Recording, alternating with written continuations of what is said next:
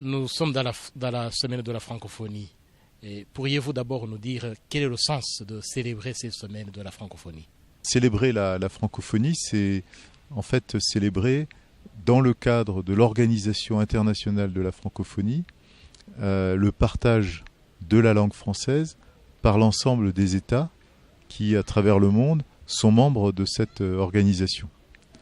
Et ils le sont aujourd'hui avec comme secrétaire général, comme vous le savez, une personnalité rwandaise qui est Madame Louise Mushikiwabo, qui d'ailleurs à cette occasion a émis un message à l'ensemble du monde francophone pour souligner précisément cette dimension de partage et les différentes dimensions de la langue française. Alors ici, chez nous au Rwanda, quelles sont les principales activités qui marquent ces semaines?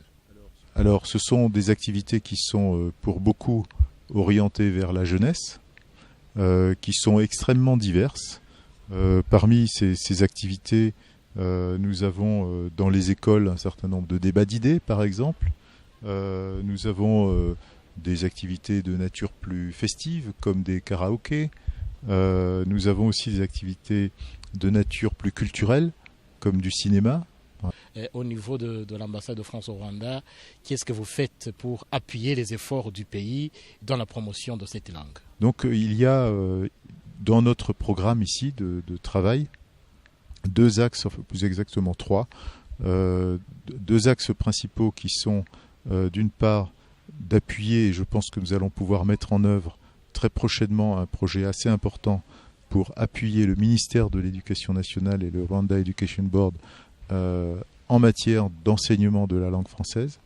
Et puis le second axe concerne la plus grande visibilité de notre institut culturel. Il y en a un troisième qui viendra prochainement aussi, qui va consister à appuyer des instituts régionaux polytechniques, les IPRC. Alors la francophonie regroupe un certain nombre de pays, beaucoup de pays dans le monde. Et comment est-ce que les Rwandais, les citoyens ordinaires, pourraient profiter de cette opportunité et essayer de valoriser cette opportunité? Qu'est-ce qu'ils peuvent faire pour gagner plus, en plus de la langue française? Si vous voulez, la langue française est une langue d'ouverture.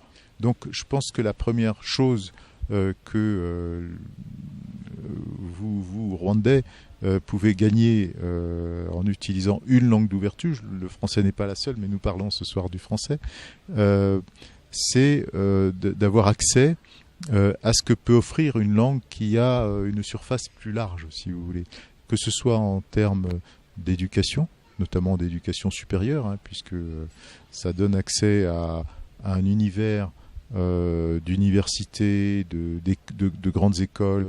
Le Rwanda a je crois, cet immense avantage d'être un pays qui peut être un trait d'union entre plusieurs Afriques, en tout cas plusieurs régions et plusieurs ensembles linguistiques et géographiques africains, puisque vous êtes vraiment à la charnière de l'Afrique centrale et de l'Afrique de l'Est. Je pense que voilà, la francophonie participe à la consolidation de cette vocation régionale,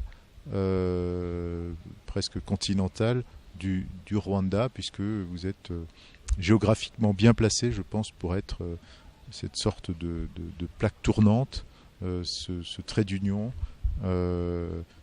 cette liaison entre plusieurs ensembles africains, où le français, effectivement, a un avenir, je pense, assez important, compte tenu de l'évolution de la population africaine.